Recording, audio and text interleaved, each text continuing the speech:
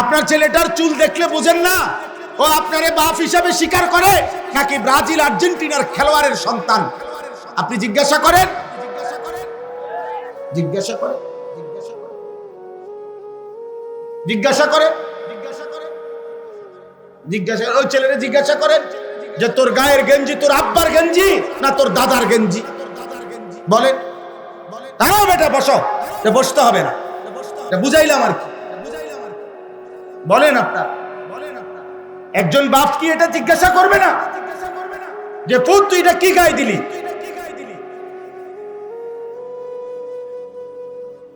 একজন মা জিজ্ঞেস করবে না?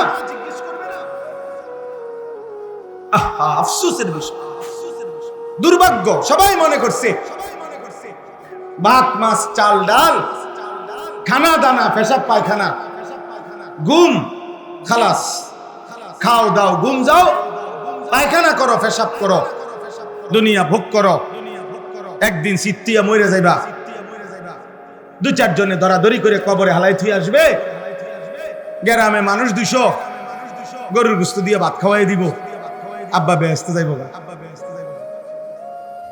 এই চেহারা কেমনে বানাই? এই চুল চেহারা বেঈমান মুশরিকদের অনুসরণ। কি ফায়দা আব্বা, কি ফায়দা? একটা ফুটবল বিশ্বকাপকে খেলাকে কেন্দ্র করে হিসাব লাগাও। কারো যদি বিবেক থাকে তুমি অনলাইনে সার্চ করে দেখো এখানে মদের আড্ডা চলবে কি পরিমাণ, অনলাইনে জুয়া খেলা হবে কি পরিমাণ, এবং জিনা ব্যভিচার নারীর অসৎ অবাধ মেলামেশা হবে কি পরিমাণ। তুমি খবর না, তুমি খবর। কাতার বিশ্বকাপে একটি অন্যতম বিতর্কের বিষয় ছিল, কাতার সরকার বিশ্বকাপের সময় ঘোষণা দিছিল মদের বোতল স্টেডিয়ামে খোলাভাবে খাওয়া যাবে না। এটা নিয়ে গোটা ইউরোপ প্রতিবাদ করছিল। অর্থাৎ আলোচ্য বিষয় ছিল যে মদের বোতল কি ঘরের ভিতরে খাইবো না মাঠে খাইবো। জি জি, ব্রাজিল বিশ্বকাপের সময় ওনারা নিজেরা হিসাব দিছিল, ব্রাজিলের কিছু জনগণ প্রতিবাদ করছিল যে আমরা অল্প আয়ের দেশ, এত বড় বিশ্বকাপ আয়োজন করলে আমাদের আর্থিক লস হবে। ব্রাজিল সরকার তখন হিসাব দিছিল, আমি নিজে পত্রিকায় দেখছি যে হিসাবের মধ্যে তাদের আয়ের যে খাত দেখাইছে তার মধ্যে একটা খাত হইল এই বিশ্বকাপ খেলা উপলক্ষে 1.5 মাসে যে পরিমাণ নারী হোটেল ভাড়া নিবে জিনা আর ব্যভিচার আর বেশ্যাবৃত্তির জন্য, এটার মধ্যে বিশাল বড় আর্থিক টাকা আসবে। আমরা বুঝি না, আমরা চাঁদের দেশে থাকি না, আমরা পৃথিবীতে থাকি।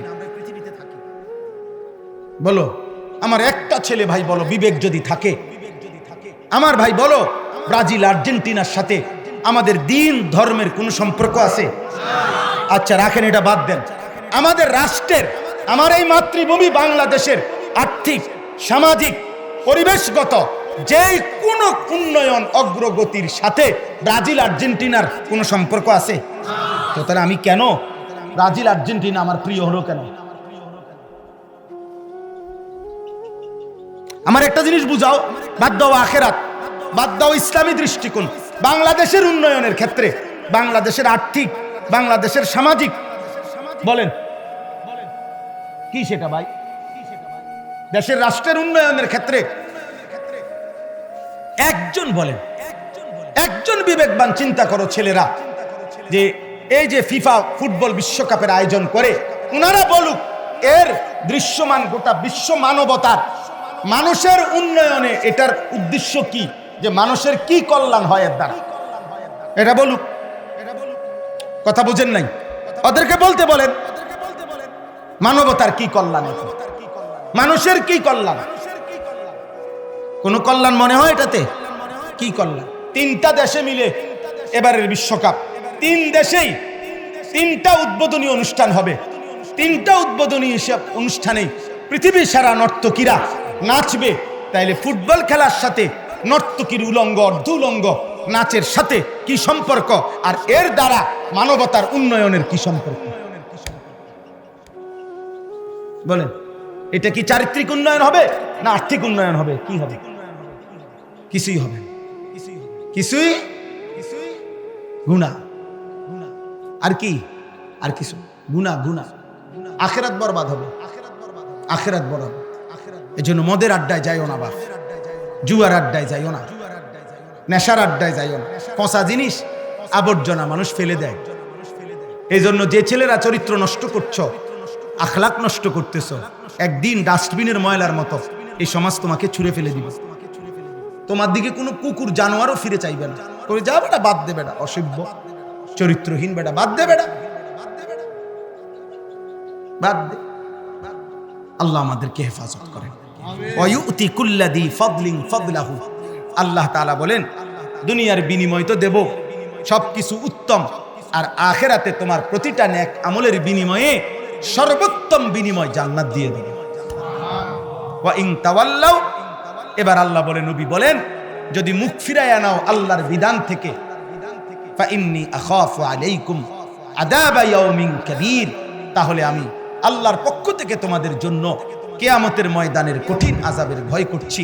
হে আমার জাতি, এই মিথ্যা, চুরি, ডাকাতি, এই জিনা, এই ব্যভিচার, এই মদ, জুয়া, এই গান বাদ্য, মা বোনদের বেপর্দা জীবন, বেনামাজি জীবন, খোদার কসম আল্লাহ বলছে, আমার নবী আপনি বলেন, আল্লাহর আযাব আসবে, আখিরাতের আযাব হবে, জাহান্নামের আযাব হবে। আপনারা বলেন ভাই, আমার এই শেষ কথা আপনারা বলেন, ইবলিস আল্লাহর কাছ থেকে বিতাড়িত হলো কেন? নাফরমানির কারণে। নূহ আলাইহিস সালামের কওম পানিতে ধ্বংস হলো কেন? আল্লাহর নাফরমানির কারণে। লূত আলাইহিস সালাম, হুদ আলাইহিস সালাম, শুআয়ব আলাইহিস সালাম, নমরুদ, ফেরাউন, কারুন, হামান, যুগে যুগে প্রত্যেক মানুষ নাফরমান। কেন ধ্বংস হইল? আল্লাহর নাফরমানির কারণে। অতএব পাপ, নাফরমানি আমাদেরকে আল্লাহর আযাব নিয়ে আসে।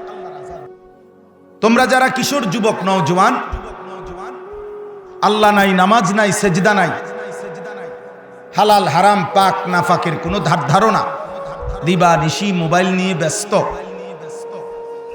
নারী, ছবি, মদ, জুয়া, গান বাদ্য, খেলা তামাশা, তো এটা মনে রেখো আব্বা, কোনো সন্দেহ নাই, কবর আখেরাত তো কষ্ট হবেই, বাকি দুনিয়ার আগামী হায়াতটাও কষ্টকর হবে, কষ্টকর হবে। এই পাপের বদলা তুমি তোমার পরিবারকে দিয়া আল্লাহ তাআলা ফিরাই দিবে, নাউজুবিল্লাহ। যদি তওবা না করে, যদি আল্লাহ মাফ না করে, যদি বান্দা ফিরে না আসে, ফিরে না আসে, এটা আল্লাহর ওয়াদা। ওয়ালা নুযীকান্নাহুম মিনাল আযাবিল আদনা দুনাল আযাবিল আকবার। আল্লাহ তাআলা বলেন, বহু নাফরমানকে আমি আখিরাতের চূড়ান্ত আযাব দেওয়ার আগেই দুনিয়াতেই আযাবের কিঞ্চিত নমুনা, স্বাদ, মজা দেখিয়ে থাকি। এজন্য আপনাদের সবার কাছে অনুরোধ, আপনারাও আপনাদের ছেলেদেরকে বুঝান, মেয়েদেরকে বুঝান, ইসলাহ, সংশোধন, এই ধারাবাহিকতা আমরা যেন বন্ধ না হয়। আপনাদের বাবাদের কাছে অনুরোধ, পর্দার আড়ালের মা বোনদের কাছে অনুরোধ। আজকে বেশি আফসোসের কথা এটা, আমার কথা এটাই, মাইলকে মাইল মুসলমান বাবা মা, ছেলেটা 365 দিনে, খোদার এক বছরে একদিনও ফজরের নামাজ পড়ে না। দুর্ভাগ্য মা বাবা বাইচা আছে, একই ঘরে ঘুমায়, এক বাড়িতেই ঘুমায়, কিন্তু দুর্ভাগ্য, বদনসিব মা বাবার, ওই মা বাবা 365 দিনও পারলো না ছেলেটাকে এক ওয়াক্ত নামাজ পড়াইতে। এ কেমন মা বাবা, এ কেমন সন্তান, এ কেমন পরিবার, এদের জীবন কেমন হবে, এদের আখিরাত কেমন হবে? এই বাবা মা তার সন্তানের জন্য ভালো কি করলো? যাদের চোখের সামনে জীবিত থাকতে ছেলে মেয়ে আল্লাহর নাফরমানি আর গুনাহ আর পাপের মধ্যে বড় হচ্ছে, নাফরমানির মধ্যে বড় হইতেছে। আস্তাগফিরুল্লাহ। আপনি বিল্ডিং দিয়া কি করবেন? কাঠ পালং আর সোফা আর ফার্নিচার দিয়া কি করবেন? 2015 সালে আমার আব্বা ইন্তেকাল করছে, আজকে 2026 সাল, তাইলে 11 বছরের ব্যবধানে এখন আমাদের কাছে আমার বাবার আমলের ঘরের একটি ফার্নিচার, একটা নুনের বাটিও আমার আব্বার আমলের নাই। সব এগুলা পুরান মডেল, এগুলা ফালাই দিছে, এগুলা কিচ্ছু নাই, একটা খাটও নাই, একটা বদনাও নাই, একটা নুনের বাটিও নাই। তাইলে দুনিয়া যে যাই বিল্ডিং ঘর ফার্নিচার আসবাব সাজাইতেছেন, এগুলা আপনার বংশধর, আপনার ছেলে নাতি ওরাই ফেলে দিবে, ওরাই ফেলে দিবে আপনার এগুলো। কিন্তু আপনি যদি ছেলেটাকে মেয়েটাকে দিন শিখাইতে পারতেন, আল্লাহ চিনাইতে পারতেন, জোর করে হলেও নামাজি বানাইতে পারতেন, আল্লাহর কোরআন শিখাইতে পারতেন, খোদার কসম, তাইলে দেখা যাইতো ওরা যতক্ষণ আল্লাহকে সেজদা দিত, নামাজ পড়তো, দিন শিখতো, কবরে থাইকাও আপনার আমল নামার মধ্যে নেকি আসতো, সাদকায়ে জারিয়ার সওয়াব আসতো।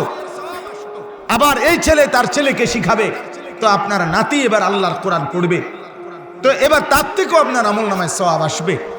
এই সওয়াব আর কোনোদিন বন্ধ হবে না। গতকালকে কুমিল্লা সন্ধু হোটেলের মালিক যিনি ইকবাল ভাই, রাত্রে আমি ওনার সাথে খানা খাইছি, তো উনি বিভিন্ন জায়গায় নদীতে খালে মাছ ফেলে, মাছের ফোনা সওয়াবের উদ্দেশ্যে ফ্রি মাছ ছাড়ে। তো উনি আমারে বলতেছে, হুজুর আমি এই জন্য মাছ ছাড়ি, ফোনা ছাড়ি, কয় যে একটা খালে একটা নদীতে যদি আমি ফোনা ফেলাই, যত বড় জাল দিয়েই টান দাও, দুইটা একটা ফোনা থাকবেই, মাছ থাকবেই, এইটা আবার ডিম দিবে, আবার বাচ্চা ফুটবে, আবার নতুন হবে, আমার আমল নামার মধ্যে আমি সওয়াব পাইতেই থাকবো। তো একটা মাছের ফোনা দিয়া উনার ফিকির শূন্য আমার খুব আশ্চর্য ভালো লাগছে, যে দেখছেন নি মাশাআল্লাহ। উনি চিন্তা করছে কি, যে হুজুর আমি যদি 1000 ফোনা ফেলাই, 1000 ফোনাই কেউ মাছ উড়াইতে পারতো না, একটা দুইটা থাকবেই, ডিম আবার ছাড়বে, আবার চলতেই থাকবে। তাহলে ঠিক এরকম একটা মাদ্রাসা একটা সন্তানকে দিন শিখাইলে, ও যতদিন আল্লাহর কোরআন পড়বে, নামাজ পড়বে, এবার ও যাদেরকে শিখাবে, এবার তারা যাদেরকে শিখাবে, এই সিলসিলা চলতেই থাকবে, আর ওই ব্যক্তির আমল নামায় নেকি আসতেই থাকবে, নেকি আসতেই থাকবে। কিন্তু খাট থাকবে না, সোফা থাকবে না, বিল্ডিংও থাকে না। আমার আব্বার যে বিল্ডিং এ থাকতেন আমাদের কিনি, আমরা এখন ওটা কেউ থাকি না। 5 ভাই 3 বোন, 8 জন ভাই বোন কর্মের সুবিধার্থে যার যার চাকরি, যার যার কর্মস্থলের সুবিধার্থে 8 জন 8 জায়গায় থাকি, 8 জায়গাতেই থাকি। তাহলে এটাই জীবন, এটাই জীবন। দুনিয়াবি যাই রেখে যাবেন, বিল্ডিং কিংবা দালান, এক ঘরে আমনে 4 ফুট বড় হয়েছিল, কিন্তু আমনের মরার পরে বা আমনে থাকতেই বুড়া বয়সে 4 ফুটের ভিন্ন করে দেওয়ান লাগে। কারণ 4 ফুট বউ লইয়া, বাচ্চা লইয়া এত বড় সংসার একসাথে থাকা কষ্টকর, আর কুলাইতে পারে না।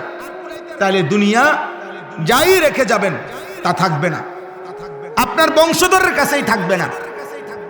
কিন্তু আপনার সন্তানকে দিন শিখাইলে, আল্লাহ চিনাইলে, সংশোধন করিলে, আখলাক চরিত্র খেয়াল করিলে, ওর যেই নেক আমলগুলো হবে, এই নেক আমলগুলোর বরকতে আপনিও সদকায়ে জারিয়ার সওয়াব পাইতে পারেন। আলহামদুলিল্লাহ, আলহামদুলিল্লাহ, আলহামদুলিল্লাহ। আমরা 5 ভাই, আমার আম্মা স্কুলে, প্রাইমারি স্কুলে ক্লাস 4 পর্যন্ত পড়ছে, শুধু এর দূরে। মা আমার ক্লাস 5-এ যখন উঠছে, মায়ের বিয়ে হয়ে গেছে, এর দূরে মার পড়ালেখা। কিন্তু ওই যে ছোটবেলায় মক্তবে পড়ছে, আল্লাহ চিনছে, নামাজ চিনছে। আমাদের 5 ভাই আলহামদুলিল্লাহ, মা আজীবন কষ্ট করছে, তো 5 ভাই আলেমে দিন হয়েছে, 5 ভাই আলেম হয়েছে। তো আজকে 75 বছর আমার মার বয়স। এখন আমার আম্মা জীবিত আছে, আব্বা নাই। তো আমার আম্মাকে এখন আমার ছোট ভাই গতকাল বুধবারে, বুধ, বৃহস্পতি, শুক্রবার 3 দিনের জন্য তাবলিগে, দাওয়াত তাবলিগে মাস্তুরাত সহ মারে আল্লাহর রাস্তায় নিয়ে গেছে। আজকে আমি মার সাথে দেখা করে আসছি। তাহলে একদিন মা সন্তানকে দিন শিখানোর জন্য আল্লাহর পথে বের করে দিছে। আজকে 75 বছর বয়সে সন্তান আবার তার মাকে আল্লাহর রাস্তায় দ্বীনের জন্য বের করছে।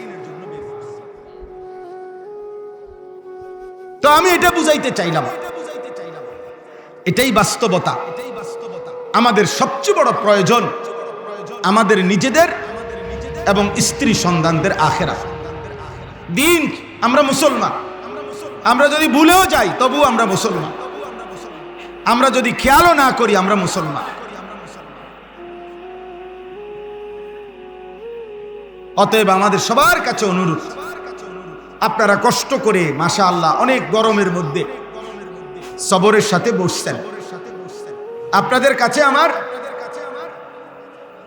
প্রথম বক্তব্য এটা, আমি এই আয়াতগুলোর তর্জমা শুনাইতেছি আপনাদের কাছে, কিন্তু আপনারা দয়া করে যে কয়জন অভিভাবক আছেন আপনাদের সবার কাছে আমার অনুরোধ, আপনারা আপনাদের ছেলেকে নষ্ট হতে দিয়েন না, আপনারা আপনাদের মেয়েকে চরিত্রহীন হতে দিয়েন না। বাবা, 14 বছরের ছেলেটা মোবাইল দিয়া কি করে আপনি কি বুঝেন না? 16 বছরের ছেলেটা মোবাইল দিয়ে 24 ঘন্টা কি করে আপনি বুঝেন না? আপনার ছেলেটার চুল দেখলে বুঝেন না ও আপনারে বাপ হিসাবে স্বীকার করে নাকি ব্রাজিল আর্জেন্টিনার খেলোয়াড়ের সন্তান? আপনি জিজ্ঞাসা করেন, জিজ্ঞাসা করেন, জিজ্ঞাসা করেন, জিজ্ঞাসা ওই ছেলেরে জিজ্ঞাসা করেন যে তোর গায়ের গেঞ্জি তোর আব্বার গেঞ্জি না তোর দাদার গেঞ্জি? বলেন। তাও বেটা বসো, বসতে হবে না, বুঝাইলাম আর কি। বলেন আপনার একজন বাপ কি এটা জিজ্ঞাসা করবে না যে পুত তুই এটা কি গায়ে দিলি?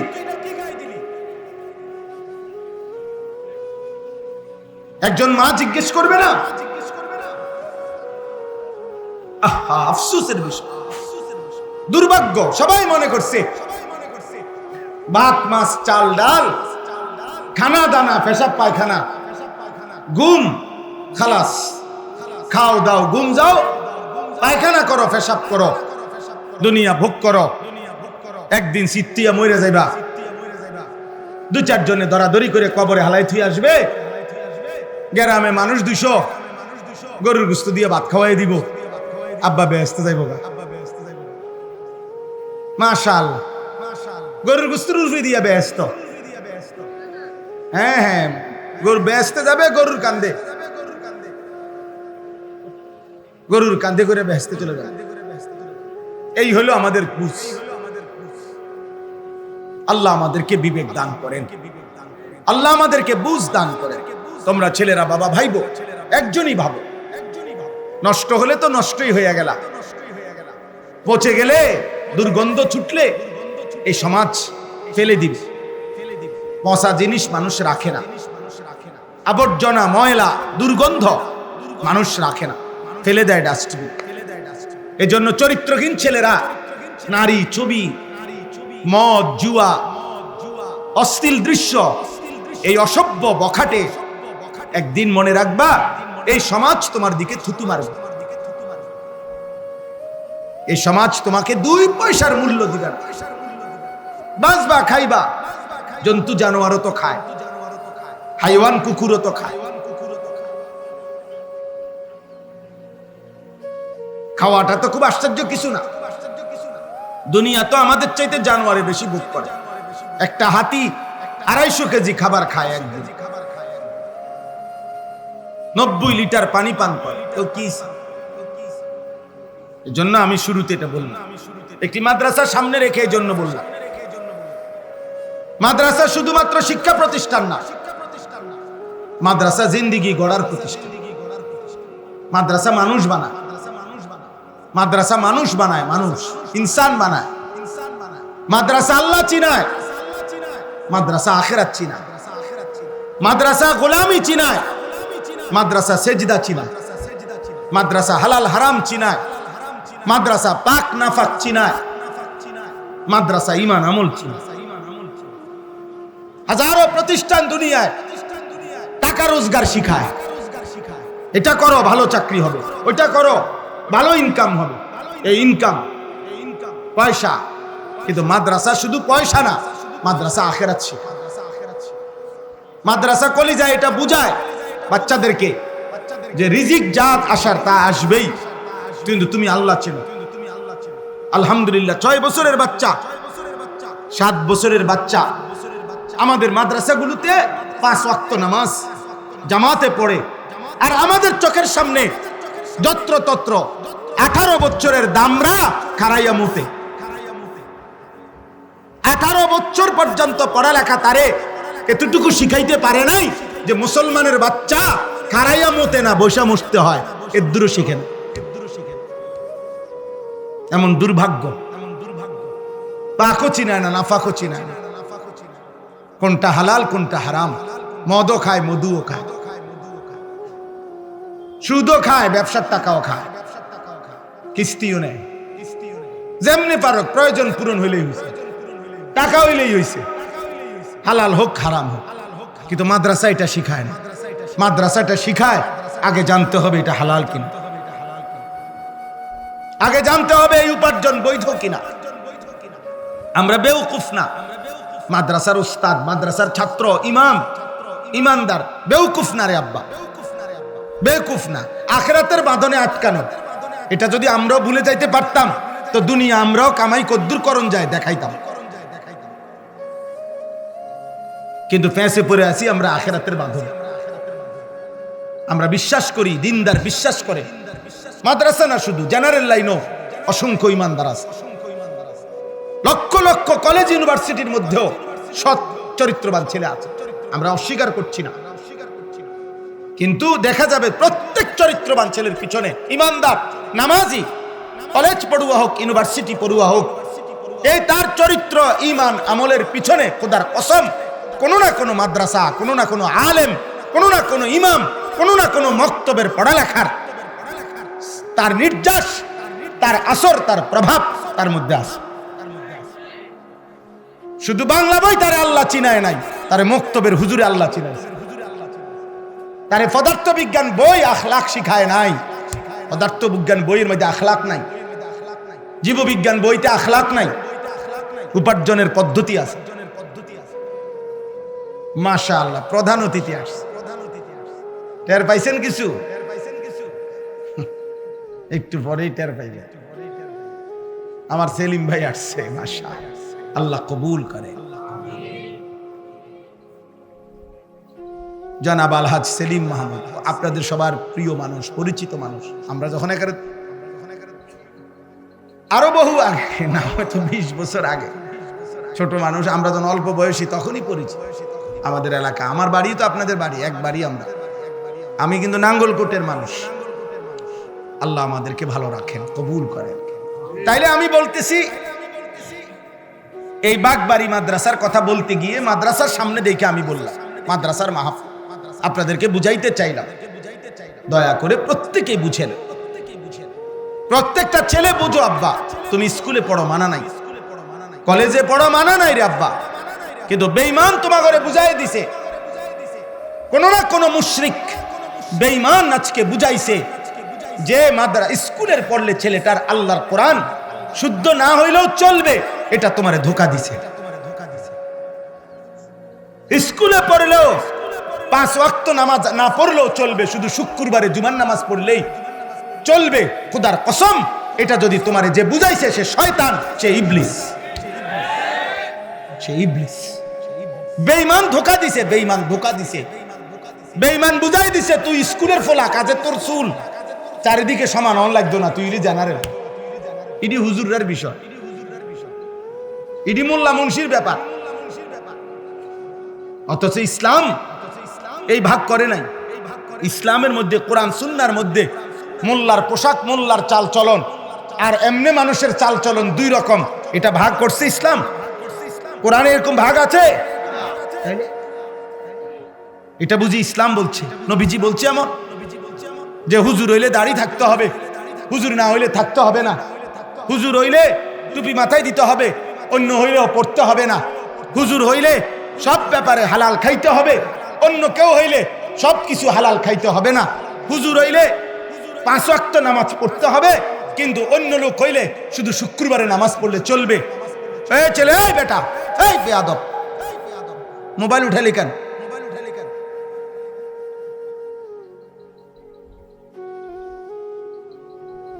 তাইলে এই জন্য বললাম, আমার কথা আব্বা বুঝতে শিখেন, এই ছেলেদের প্রতি দয়া করেন, এই ছেলেদের প্রতি দয়া করেন। একদিন ওরা আফসোস করবে, আর একদিন এরা লানত দিবে যে হায় আমার অভিভাবক কেন আমাকে বললো। কসম আল্লাহ, কোরআনুল কারীমের মধ্যে আছে। প্রত্যেক জাহান্নামী আল্লাহকে বলবে জাহান্নামে যাওয়ার আগে, আল্লাহ যাদের কারণে আমি জাহান্নামী হইলাম ওদেরকে আমি একটু দেখতে চাই, আমার সামনে একটু আনতে হবে। আল্লাহ বলবেন কেন? আল্লাহ তাআলা বলেন ওই নাফরমান বান্দা বলবে, আল্লাহ যাদের কারণে আমি জাহান্নামী হয়েছি আজকে আমি এখানে তাদেরকে আমার পায়ের নিচে ফেলে তাদের ঘাড় এবং গর্দানের মধ্যে পাও রাইখা মুড়াইয়া এরপরে আমি জাহান্নামে যাব। আজ আমি ওই বাপকে বেইজ্জতি করব যে বাপ আমাকে আল্লাহ চিনায় না। আমি 6 বছর বয়সে আমি জিজ্ঞাসা করতে চাই, আল্লাহ আমার আব্বাকে আমি কি অপরাধ করছি যে আব্বা আমার দিন শিখায় না? আল্লাহ চিনায় নাই কেন? আমি 7 বছর বয়সে তো গাউরা ছিলাম না। আমার বয়স যখন 16 বছর আছে তখন আমি তেড়া হইছি, কারণ আমার তখন ঘাড় মোটা হইছে। কিন্তু আমার আব্বা চাইলে তো আমার 7 বছর বয়সে আরেকটু শক্ত করে ধরে রাখলে আমার নামাজি বানাইতে পারতো। ওনার টাইম নাই, ওনার টাইম নাই। উনি নিজে খায় বিড়ি, উনি ভূতের কিতা মানুষ করব? বিড়ি খাই না বেড়াই কেমনে কইব যে ভূত মানুষের মতো মানুষ হও? ভূতে যদি আব্বা আমনের মতো নই, হ্যাঁ বলেন না? এই জন্যই তো পিছায় গেছে, এই জন্যই তো পিছায় গেছে। নিজে নাফরমান, এই জন্য হিম্মত নাই। নিজের টাকা সুদের, তো ও বেটার হিম্মত আসবে কোত্থেকে? অভিভাবকের টাকা, কিস্তির টাকা, হারামের টাকা, ওজনে কম দেওয়া টাকা, ওই হিম্মত পাবে কই? ওই কলিজার মধ্যে হিম্মত পাবে কই? এই জন্য চিন্তা করে বাদ দে, যেমনি হোক মিলা জিলা চললেইছে। নিজের বিবির কাছে, স্ত্রীর কাছে বলে দিচ্ছে, বুঝছি এত রেডি হইতো না, মানুষ হইতো না, অজাত জিঙ্গাও বিদেশ যাবো নি, জিঙ্গাও পাঠাই দাও বিদেশ, টিয়া পয়সা কিছু লাইন লইছে। বাহ, একজন বাবার জিম্মাদারি শেষ। এটাই জিম্মাদার। আল্লাহ আমাদেরকে মাফ করে দেন। আপনারা আপনাদের এই ছেলেদের দিকে রহম করেন। আমি প্রতিদিন চিল্লাই, এই সূরা আমি পড়ছি, সূরা হুদ। আপনাদের কাছে এবার এই আয়াতগুলো তর্জমা শুনাই। অল্প একটু মনে তো হয়েছিল শেষ হয়ে যাবে, কারণ কারেন্টের যে সদবদর, কিন্তু আলহামদুলিল্লাহ আবারও একটু পরিবেশ হইল, এজন্য আবার বলার ইচ্ছা জাগলো। আল্লাহ তাআলা আমাদেরকে তৌফিক দান করেন। আমার প্রথম প্রসঙ্গ সেলিম ভাই আসার আগেই শেষ হয়ে গেছে, সেটা হইল যে আমরা প্রত্যেকেই ইসলাম সংশোধনের চেষ্টা সমাজের মধ্যে অব্যাহত রাখতে হবে। এই কথাটা বুঝছেন কিনা বলেন? বন্ধ রাখা যাবে না। বলে বাদ দাও, যে যেমনি চলুক না আব্বা, তাইলে সমাজ টিকবে না, তাইলে জাতি টিকবে না, তাইলে দেশ টিকবে না, জাতি টিকবে না।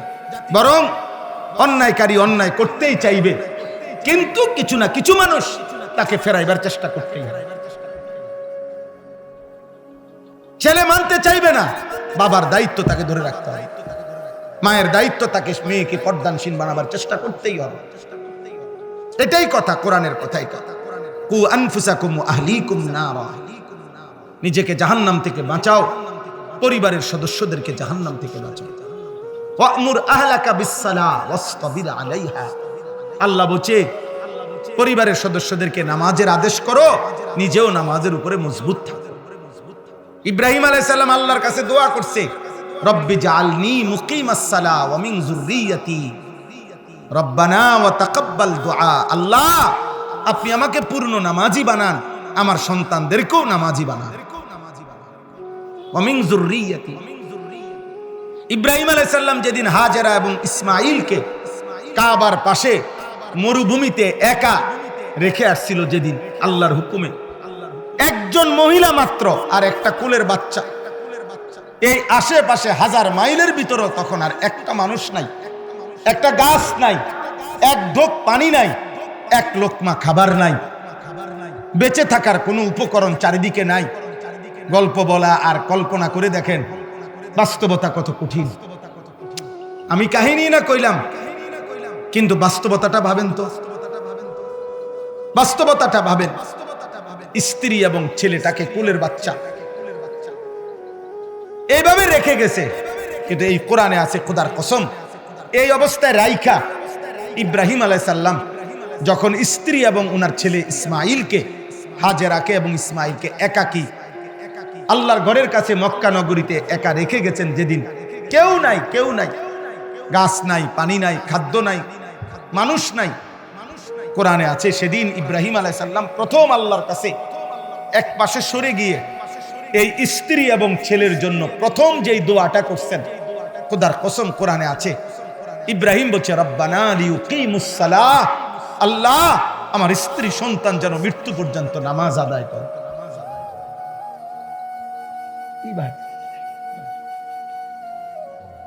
আমার স্ত্রী সন্তান যেন নামাজ আদায় করে।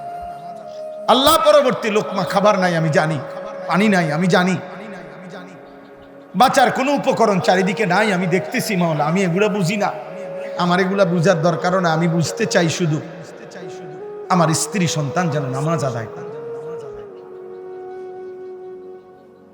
কোরআনুল কারীমের মধ্যে আছে ইয়াকুব আলাইহিস সালাম ইন্তেকালের সময় ওনার 12 জন সন্তানকে, ইয়াকুব নবীর সন্তান ছিল কতজন? 12 জন, 10 ভাই আর ইউসুফ বিনিয়ামিন, এরা 2 ভাই। এ কয়জন হলো? ও ফানি কূপে ফেলাই দিছে 10 ভাই না, তাহলে এরা 10 জন, আর এখানে এই সংসারে কয়জন? 2 জন, ইউসুফ আর বিনিয়ামিন, এই 2 জন, 12 জন।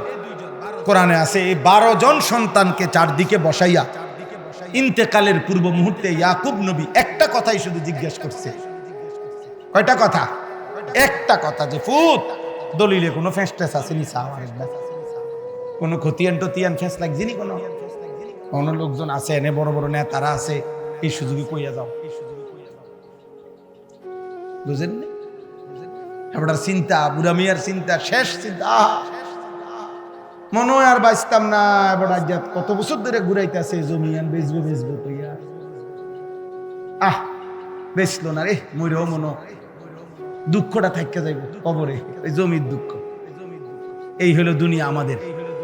অথচ ইয়াকুব নবী বলতেছে, কোরআনে আছে এই 12 জন ছেলেকে পাশে বসিয়ে তিনি মৃত্যুর পূর্বে জিজ্ঞেস করছে, আম কুনতুম শুহাদা ইজ হাদারা ইয়াকুবাল মাউত, ইয়াকুবের মৌতের মুহূর্তে আল্লাহ বলে, সে বলতে চাচ্ছে মা তা'বুদুনা মিন বাদি, আমার 12 সন্তান, আমি শুধু শুনতে চাই আমার মৃত্যুর পরে তোমরা ইবাদত করবে কার?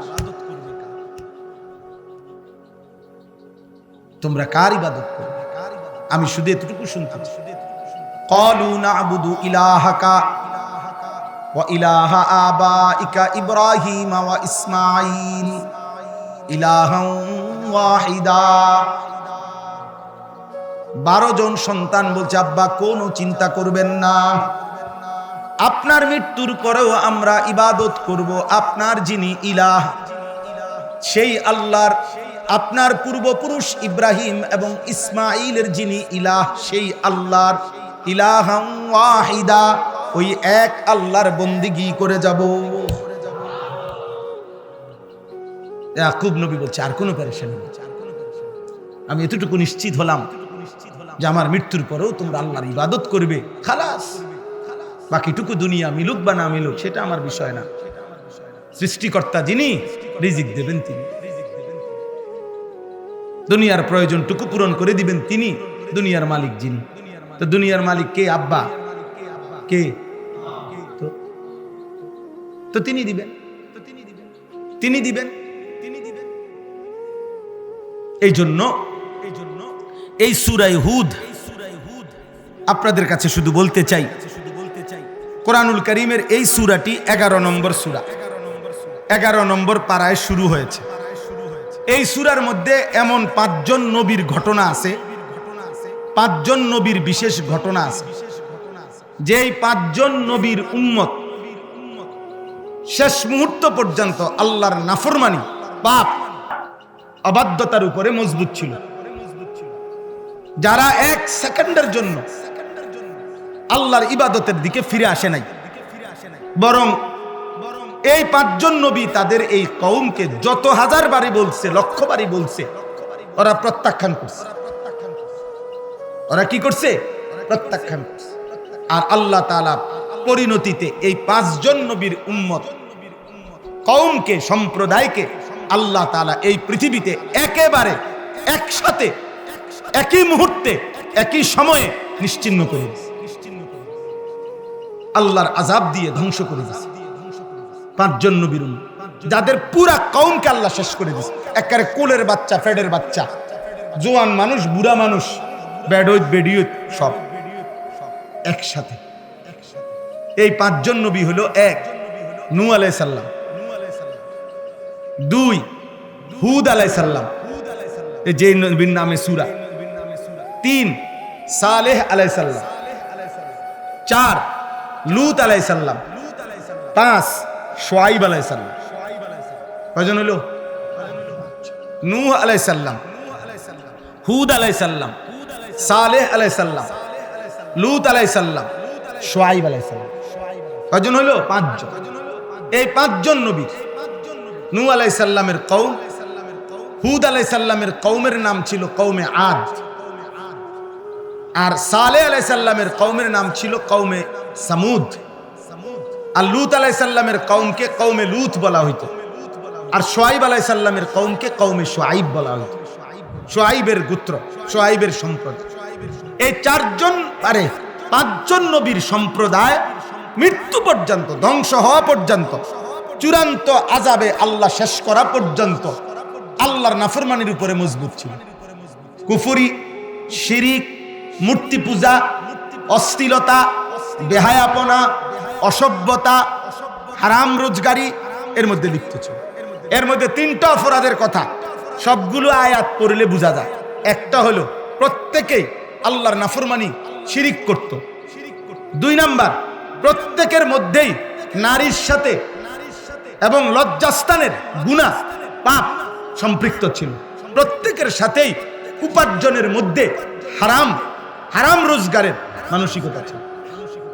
বুঝছেন না? এই 3টা পাপ কমন ছিল। আর শিরিক করত, হারাম রোজগার করত, আর লজ্জাস্থানের চাহিদা পূরণ করতে গিয়ে হারাম কাজ করত।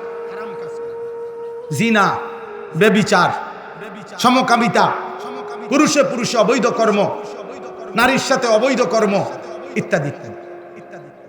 আল্লাহ তাআলা এই 5টি জাতিকে, এই অপরাধগুলোর বিস্তারিত বর্ণনা এখানে আছে। আল্লাহ তাআলা ধ্বংস করে দিয়েছে। এর মধ্যে নূহ আলাইহিস সালামের জাতিকে তুফান দিয়া শেষ করে দিয়েছে। হুদ আলাইহিস সালামের জাতিকে একটানা 7 রাত 8 দিন ঝড় তুফান দিয়া টানা 1 সপ্তাহ তুফান দিছে, ঝড় তুফান দিয়া শেষ করে দিছে। সালেহ আলাইহিস সালামের কওমকে ফেরেশতা আইসা বিকট চিৎকার দিয়া, একটা চিৎকার দিছে ফেরেশতা, সবগুলো মানুষ কান ফাইটটা উল্টায় মরে আছে, ছোট বড় সব। লূত আলাইহিস সালামের কওম সাতবক জমিনের নিচের মাটি আসমানের কাছে নিয়া ফেরেশতা উল্টানি দিছে, আসার দিছে, উপরে পাথরের বৃষ্টি বর্ষণ করে আল্লাহ তাআলা ওদের কওম, পুরো এলাকা ধ্বংস করে সাগর বানায় দিয়েছে। আর 5 নাম্বার, শুআয়ব আলাইহিস সালামের কওমকে আল্লাহ তাআলা ওই তৃতীয় সালেহ আলাইহিস সালামের কওমের মতো ফেরেশতার বিকট চিৎকার দিয়ে ফাআখাযাতহুমুস সাইহা, ফেরেশতার বিকট চিৎকার দিয়ে ধ্বংস করে দিয়েছে। এখন আসেন, এই 5টি জাতির আযাবের বর্ণনা, নবীর চেষ্টা আর ওদের বাড়াবাড়ি, মানে ওদের নাফরমানির বাড়াবাড়ি, এই 3টা কথা। 1 নাম্বার হলো নবীদের দাওয়াত, 2 নাম্বার কওমের সীমা লঙ্ঘন, 3 নাম্বার হলো আল্লাহর আযাব। কথা বুঝছেননি? একসাথে বলতেছি আর কি। নবীরা সর্বোচ্চ কলিজার সবটুকু দিয়া চোখের পানি ফেলে দাওয়াত দিছে, ওরা সর্বোচ্চ গাত্তারামি বিরোধিতা করে গেছে, আর আল্লাহর চূড়ান্ত আযাব একবারে সমান করে দিছে। এই 5টি নবীর কওমের আযাবের ঘটনা, দাওয়াতের ঘটনা, তাদের প্রত্যাখ্যানের ঘটনা পুরা কোরআনের বহু সূরার মধ্যে বর্ণনা আছে, কিন্তু সবচেয়ে বেশি বিস্তারিত বিশদ বর্ণনা, পুরা ঘটনা এই সূরার মধ্যে আছে। কোন সূরা? সূরা হুদ। আমার বলার উদ্দেশ্য আছে, আমি বলতেছি এখন। তাহলে এই সূরার মধ্যে যেই সমস্ত কওমের উপরে আল্লাহ আযাব দিবেন ওদের বিস্তারিত ঘটনা সবচেয়ে বিস্তারিত এই সূরাতে। কোন সূরা বলেন, আবার বলেন? সূরা হুদ।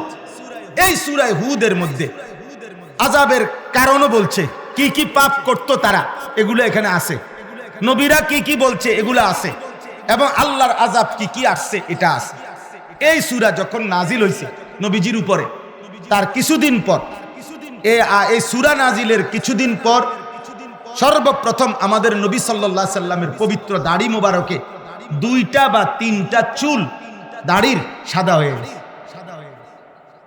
এই সর্বপ্রথম আবু বকর সিদ্দিক রাদিয়াল্লাহু তাআলা আনহু তিনি নবীজিকে তাকাইয়া, নবীজির চেহারা মোবারকের দিকে এরকম তাকিয়ে বললেন, ইয়া রাসূলুল্লাহ কাদ শিবিতা, হে আল্লাহর নবী আপনি দেখি বুড়ো হয়ে যাচ্ছেন, আপনার চুল, দাড়ির চুল তো 3টা সাদা হয়ে গেছে, 2-3টা। প্রিয় ভাই, এই কথাটা বলার জন্য আল্লাহর নবী চোখের পানি ফেলে দিছে।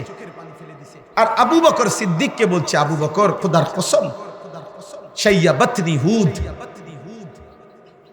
আবু বকর যেদিন থেকে সূরা হুদ নাজিল হইছে আর আল্লাহ তাআলা নাফরমান জাতির আযাবের বর্ণনা দিছে, ওই মুহূর্ত থেকে আমার কলিজার মধ্যে ভয় ঢুকে গেছে। আমার কওম, আমার উম্মত যদি এই পাপগুলো করে, আল্লাহর আযাব যদি তাদেরকে ধ্বংস করে দেয়, আমার উম্মতের পেরেশানি আমার বুড়া বানায় দিছে।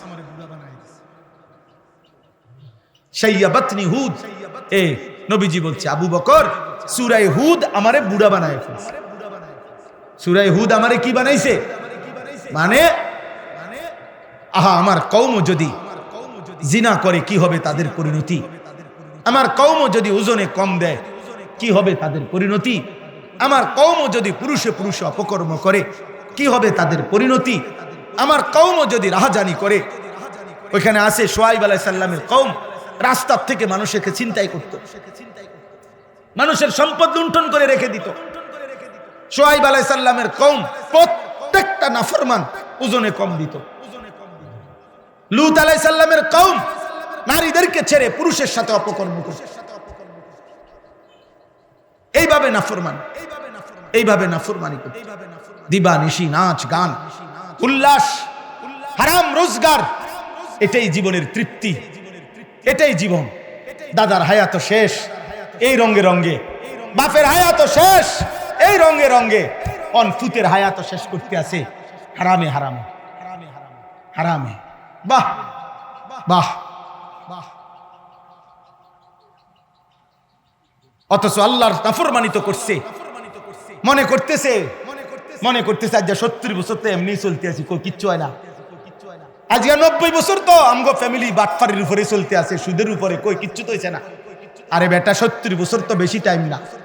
950 বছর যেই জাতিকে আল্লাহ নাফরমানির সুযোগ দিছে এরপরে ধ্বংস করছে, তো 950 বছর হয়ে গেছে। নূহ আলাইহিস সালামের কওমকে ধ্বংস করছে কত বছর পরে, তো নাফরমানি করছে কত বছর, হিসাবটা বুঝছেন? তাহলে 70 বছরও যদি নাফরমানি করে সুখে থাকো, যদি মনে করো কই অসুবিধা তো হয় নাই, না না না, অসুবিধা হওয়ার সময় তো অনেক বাকি আছে। 90 বছর পরে, 100 বছর পরেও তো বেশি দিন না, কারণ আল্লাহ তো 950 বছরও নাফরমান জাতিকে দুনিয়া ভোগ করতে দিছে, কিন্তু 950 বছর পরে হইলেও তো আল্লাহ কি করে দিছে?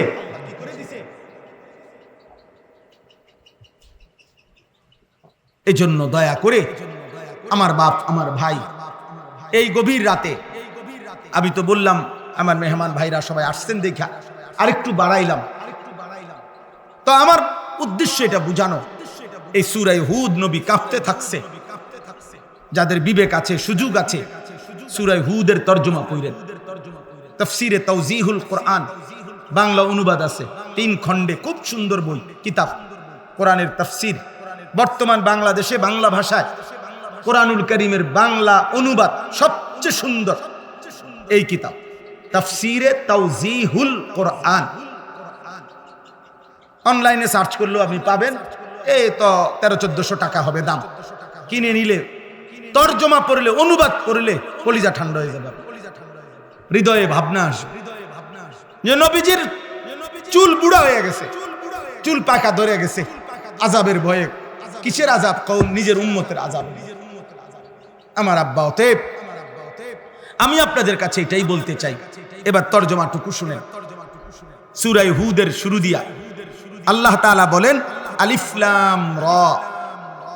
এই তিনটি অক্ষর কোরআনুল কারীমের মুজিজা। কোরআনুল কারীমের 29টি সূরার শুরুতে এরকম কিছু অক্ষর আছে। কোথাও 1 অক্ষর, 2 অক্ষর, 3 অক্ষর, 4 অক্ষর, 5 অক্ষর, যেগুলো আল্লাহ তাআলা নবীজি সাল্লাল্লাহু আলাইহি সাল্লামের সাথে তার অর্থ বলে, ব্যাখ্যা বলে রেখে দিয়েছেন। বলছে, বন্ধু আপনি আর কোনোদিন কাউকে বলবেন না। এই শব্দগুলোর তর্জমা ব্যাখ্যা আমি জানি আর আপনি জানেন, তো আপনি কাউকে অনুগত অবাধ্য কাউরে বলবেন না, মানে আপনার সাহাবাদেরকেও না, বেঈমানদেরকেও না। কেন? এটা আমার মুজিজা। কিয়ামত পর্যন্ত আমি কোরআন চ্যালেঞ্জ দিয়ে রাখলাম, যদি কিয়ামত ইসরাফিলের ফুর দিনও কেউ বলে কোরআন মানুষের বানানো, তাইলে বেঈমান তুই ব্যাখ্যা করে দে এই অক্ষরগুলোর ব্যাখ্যা কি। সুবহানাল্লাহ। কোরআন প্রতিদিন চ্যালেঞ্জ ছড়ে পৃথিবীবাসীর কাছে যে হে পৃথিবীবাসী, তোমাদের যদি, কারণ মানুষের নিয়ম হলো 2000 বছর আগের শিলালিপি, আজ থেকে 5000 বছর আগের মাটির গভীর থেকে লিখিত কোনো পাথরের টুকরা, আঁকাউকি শিলালিপি যেগুলারে কয়, ওই জাদুঘরের মধ্যে থাকে, এগুলোর মর্ম, এগুলোর অর্থ, এগুলোর শব্দ ব্যাখ্যা করতে পারে আধুনিক বিদ্যা, আধুনিক প্রত্নতত্ত্ব 5000 বছর আগের লেখার অর্থ উদ্ঘাটন করতে পারে।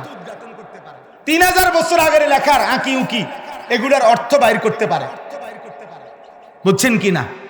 এটা আধুনিক এই প্রত্নতত্ত্ব বিদ্যা আলাদা বিষয়, কিন্তু এত কিছু উদ্ঘাটন করতে পারছে।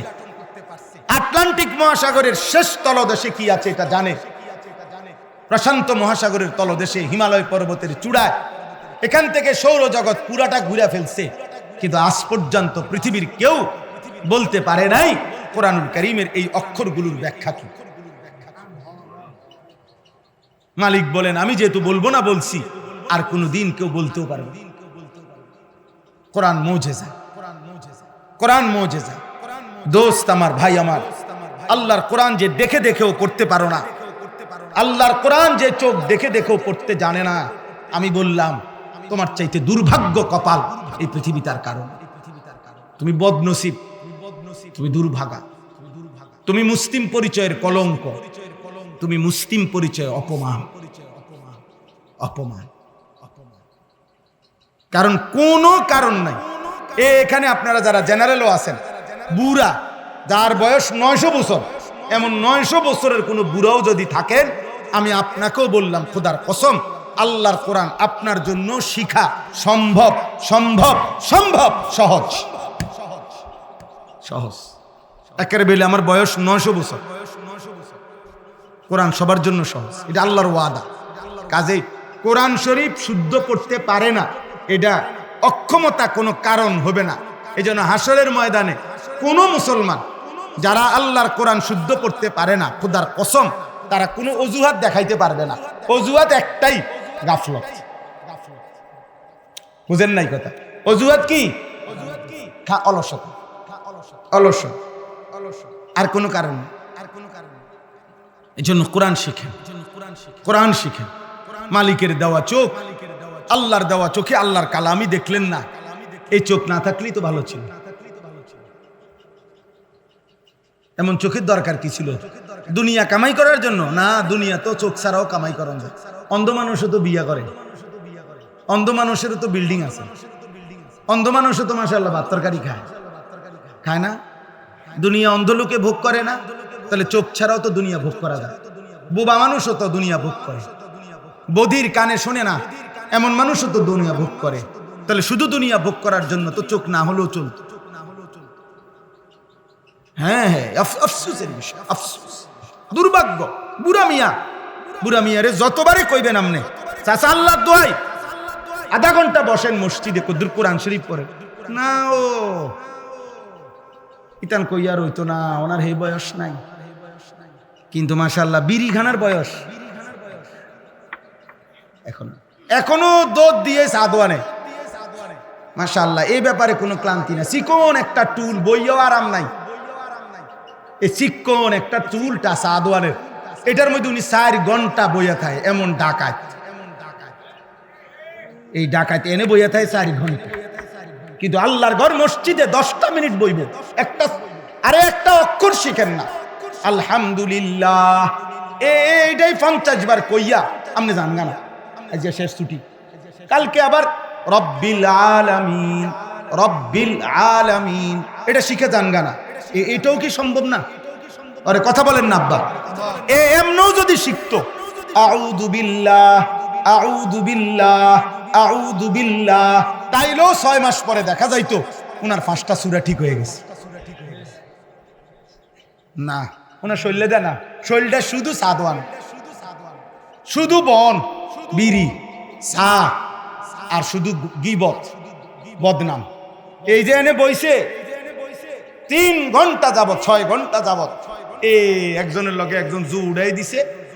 আল্লাহ বলেন বাকিটুকু হায়াত দুনিয়ায় যে কয়দিন থাকবা, আমি আল্লাহ ওয়াদা দিলাম তোমার জীবনের দুনিয়ার সমস্ত উপকরণ, মাতা মানে তোমার প্রয়োজনীয় যাবতীয় উপকরণ আসবাব আমি তোমাকে দেব। শুধু দেব না, হাসানান, প্রত্যেক ক্ষেত্রে যেটা উত্তম, যেটা পবিত্র, যেটা হালাল, এটা আমি তোমাকে দিয়ে দেব। শুধু নারী না, পবিত্র স্ত্রী দেব। শুধু টাকা না, হালাল টাকা দেব। কি টাকা দেব? হালাল টাকা দেব। হালাল টাকা, হালাল টাকা দেব, হালাল পূরণ করব। শুধু নারী দিলে তো গুনাহ হবে, যে যেটা চাও ওইটাই চাও, না না, পবিত্র স্ত্রী। শুধু টাকা দিলে তো হালাল হারাম মিশে যাবে, না, হালাল টাকা দেব। এ মাতা আন হাসানান অর্থ তোমার সমস্ত বৈধ পূরণ, প্রয়োজন পূরণ করব, তবে তা কি দিয়ে? হালাল দিয়ে, আমি আল্লাহর পক্ষ থেকে যা পবিত্র তা দিয়ে। সুবহানাল্লাহ। এই জন্য আব্বা মনে রাখবেন, এক হইল লাভ, এক হইল বরকত। লাভ হইল বাড়ে যা, বরকত হইল হালালের মাধ্যমে যা প্রয়োজন পূরণ করা।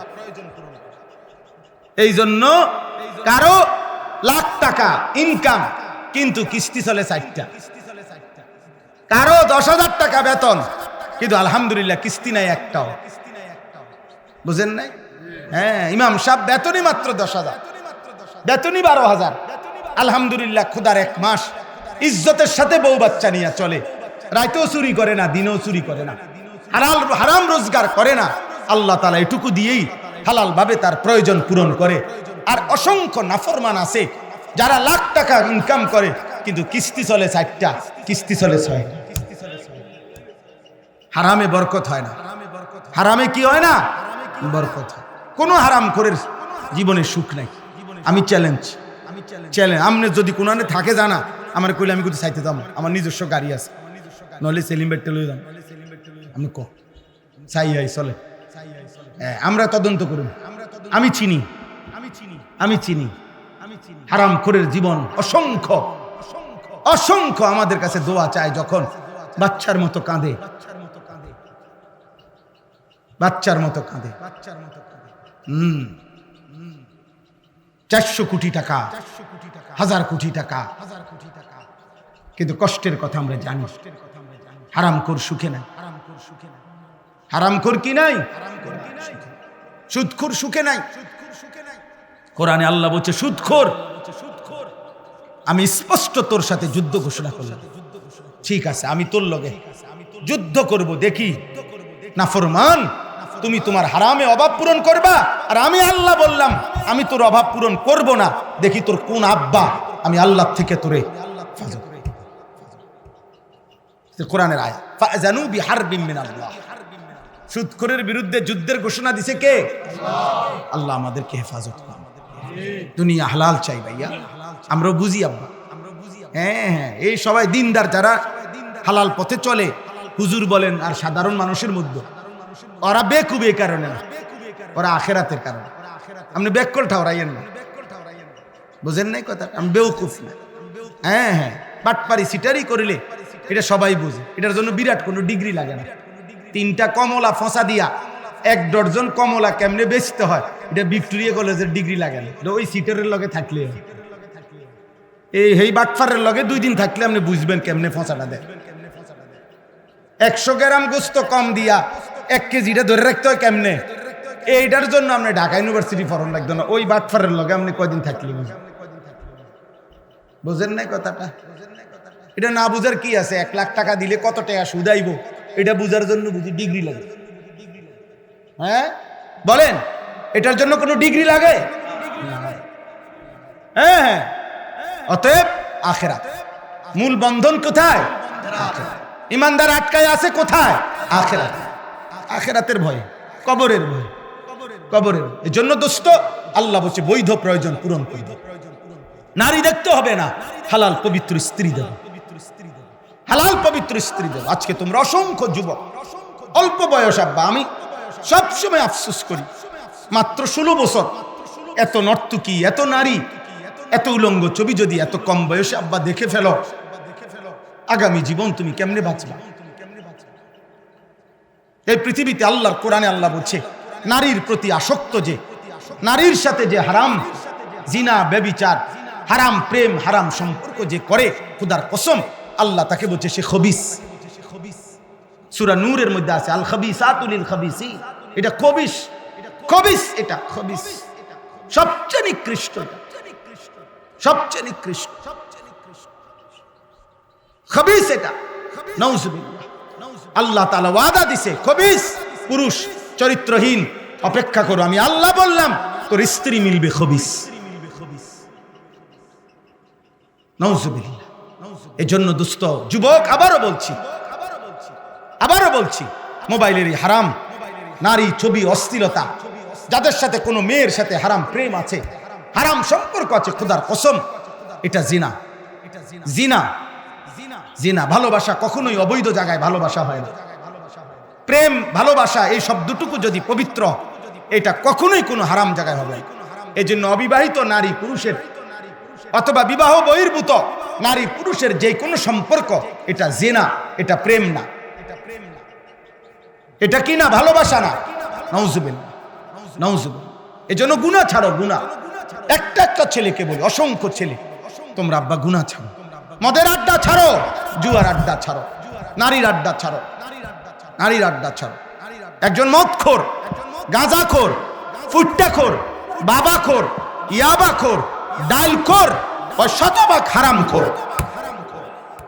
কি হারামখোর? খুদার কসম আল্লাহর কোরআন ধরে বলি, নবীজি বলছে কোন নেশাখোর যখন নেশা করে, মদ, নেশা, পেন্সি, গাঁজা, ইয়াবা, ট্যাবলেট, এই জাতীয় যে কোনো জিনিস যখন নেশাখোর নেশা পান করে, নেশা রেডি করে, শুরু করে, আল্লাহর কসম, আল্লাহর কসম, নবীজি বলছে আল্লাহ তাআলা তার কলিজাত থেকে ঈমান খুল্লা বাইর করে ফেলে। রব্বে কাবার কসম। আল্লাহ তখন বলে, এই নেশাখোর এদিকে, আমার ঈমানটা আমারে দিয়া যা বেঈমান, এবার যা। 2 নম্বর হলো জেনাখোর। হাদিসে নবীজি বলছে যে নারীর সাথে যে হারাম কাজ করে, খোদার কসম নবী বলছে আল্লাহ তাআলা এর পূর্ব মুহূর্তে তার ঈমান খুলে ফেলে, তার কলিজার থেকে ঈমান টেনে বের করে ফেলে। এই বেঈমান এদিকে, আমার ঈমান আমারে দিয়া যা, এবার বেঈমান যা, নারীর সাথে তোর যেটা মন চায় যা। মান জানা ওয়া শারিবাল খামরা নাযা আল্লাহু মিন কলবিহিল ঈমান কামা ইয়াখলাউল ইনসানু আল কামিসা মিন রাসিহি। আল্লাহ আমাদেরকে মাফ করে দেন। আমার সন্তান চেহারা দেখে বোঝা যায়, অসংখ্য ছেলে নামাজ পড়ো না। আহা, এই চেহারা কেমনে বানাই? এই চুল চেহারা বেঈমান মুশরিকদের অনুসরণ। কি ফায়দা আব্বা, কি ফায়দা? একটা ফুটবল বিশ্বকাপকে খেলাকে কেন্দ্র করে হিসাব লাগাও। কারো যদি বিবেক থাকে, তুমি অনলাইনে সার্চ করে দেখো এখানে মদের আড্ডা চলবে কি পরিমাণ, অনলাইনে জুয়া খেলা হবে কি পরিমাণ, এবং জিনা, ব্যভিচার, নারীর অসৎ অবাধ মেলামেশা হবে কি পরিমাণ।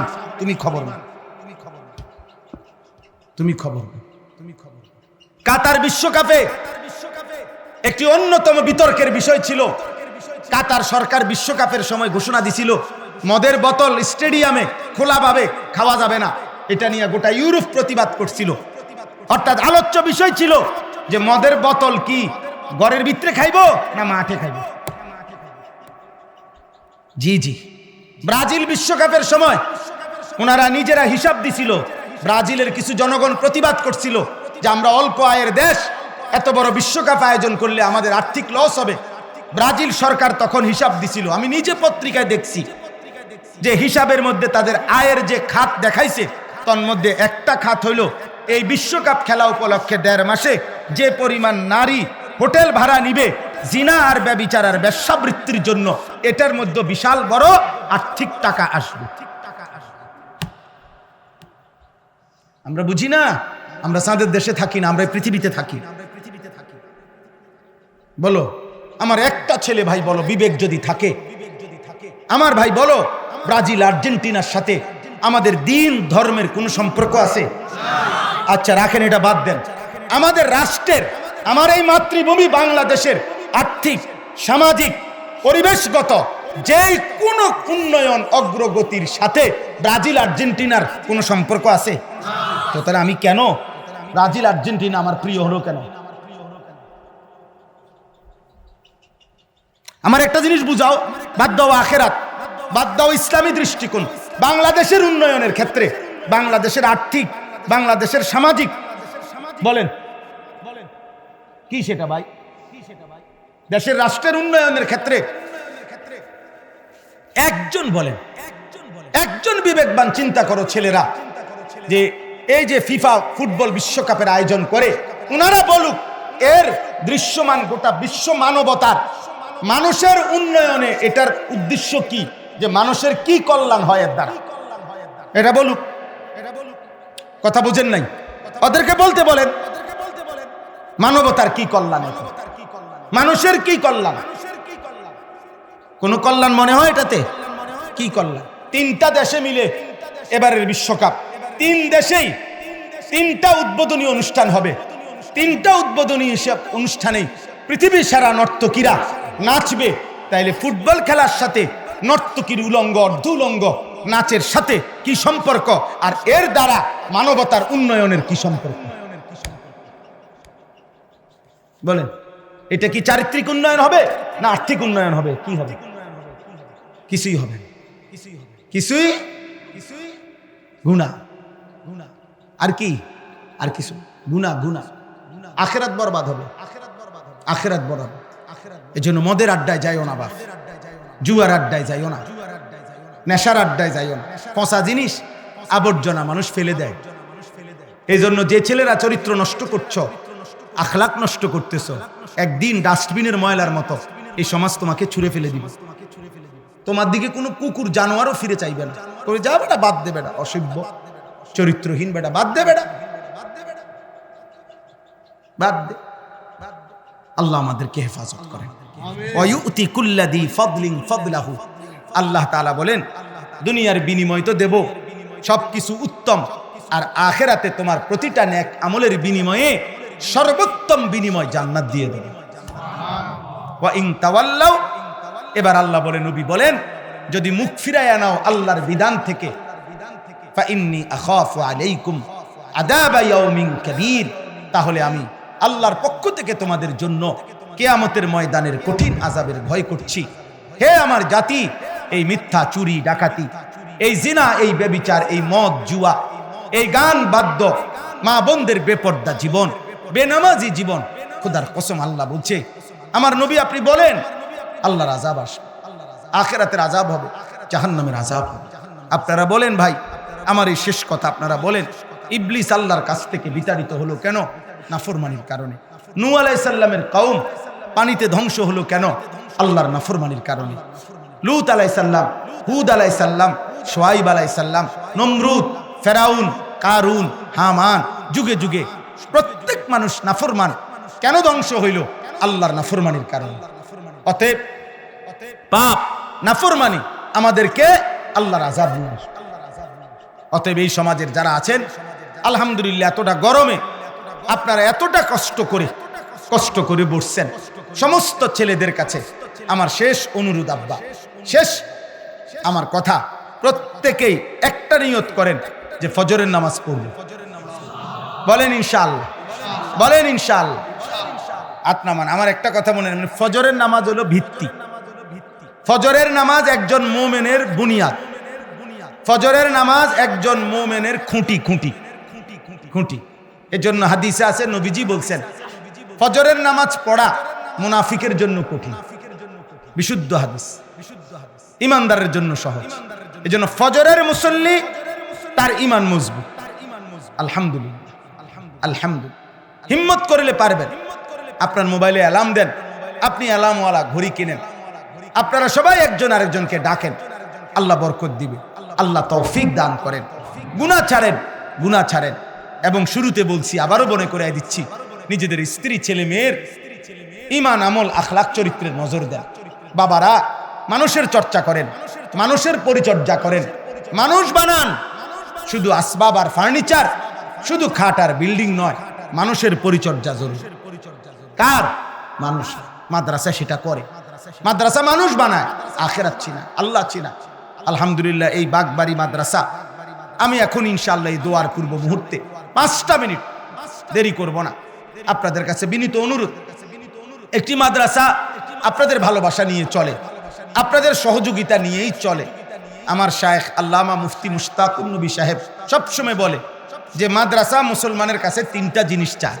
কয়টা? 1 দোয়া, 2 সন্তান, 3 দান সাদাকা। এই 3টি জিনিস হযরত বলে, 3টি জিনিস দিয়ে যদি কেউ মাদ্রাসার সাথে সম্পর্ক রাখে, আশা করা যায় হাসরের ময়দানে মাদ্রাসাওয়ালারা ওই লোকটাকে মাদ্রাসাওয়ালাদের সাথে ডেকে নিবে। বলবে, আঙ্কেল এদিকে আসেন, আপনি আমগুলোকে দাঁড়ান, আমরা চিনতাম, আপনি আমগো মাদ্রাসায় আসতেন, দান করতেন, সাদাকা করতেন, খোঁজখবর নিতেন। এই জন্য আজকেও আপনাদের কাছে অনুরোধ, 5টা মিনিট এখনই দোয়া হবে। দোয়ার পূর্ব মুহূর্তে কেউ উঠাউঠি করেন না, বরং প্রত্যেকে যার তৌফিকে কুলা এই মাদ্রাসার জন্য আপনারা যদি একটু সহযোগিতা করেন তো মাদ্রাসার আর্থিক ফায়দা হবে, আপনাদের সন্তানরা দিন শিখবে, আল্লাহর কোরআন শিখবে। আমি অনুরোধ করছি, লম্বা সময় কালেকশন করা আমার পক্ষে সম্ভব না, আমি পারিও না। জি, ও মাশাআল্লাহ, আল্লাহ কবুল করেন। সাদের এই দেখেন, আপনারাই দেখেন, তাহলে আপনাদেরই মাদ্রাসা, মাদ্রাসার ছাদ ঢালাইয়ের জন্য প্রায় 10 লক্ষ টাকা লাগবে। তো আলহামদুলিল্লাহ, আমরা যদি সবাই সর্বোচ্চ অংশগ্রহণ করি, যেটুকু হয় হবে, আল্লাহই করবে। আমরা শুরু করি, আল্লাহ বরকত দেবে। সবাই একটু একটু নিয়ত করেন যে ইনশাআল্লাহ হুজুর আমি 1 লাখ টাকা দেব, 50,000 টাকা দেব, 10,000 টাকা দেব, 5,000 টাকা দেব, 2,000 টাকা দেব, 1,000 টাকা দেব। একটু বলেন, মাশাআল্লাহ। হ্যাঁ, কি নাম ভাইয়ের? শহীদুল্লাহ, চিনি। আলহামদুলিল্লাহ, আমাদের জনাব আলহাজ শহীদুল্লাহ ভূঁইয়া, উনি ফ্যামিলির পক্ষ থেকে 1 লক্ষ টাকা দিবেন, আল্লাহ কবুল করেন। আলহামদুলিল্লাহ। এরপরে বলেন জসিমউদ্দিন, জি জসিমউদ্দিন ভাই, মাশাআল্লাহ, মসজিদ মাদ্রাসার কমিটির সদস্য। কত দিবেন? 1 লক্ষ টাকা, আল্লাহ কবুল করেন। ওই তো দাঁড়াইছে, মাশাআল্লাহ, মাশাআল্লাহ, আল্লাহ কবুল করেন। এরপরে বলেন মাশাআল্লাহ, কে ভাই? সালে আহমদ মাসুদ, আল্লাহ কবুল করেন। 50,000 টাকা, মাশাআল্লাহ, মাশাআল্লাহ। আর একটু হিম্মত করেন, বলেন, বলেন ইনশাআল্লাহ। জি, মাশাআল্লাহ। জনাব ওমর ফারুক সাহেব 50,000 টাকা, আলহামদুলিল্লাহ। সভাপতি সাহেব 50,000 টাকা দিবেন, আল্লাহ কবুল করেন। এরপরে বলেন, এরপরে বলেন, বলেন ইনশাআল্লাহ। হিম্মত করেন, হিম্মত করেন। আরো কম হইলে কমই বলেন, বেশি হলে বেশিই বলেন, কোনো অসুবিধা নাই।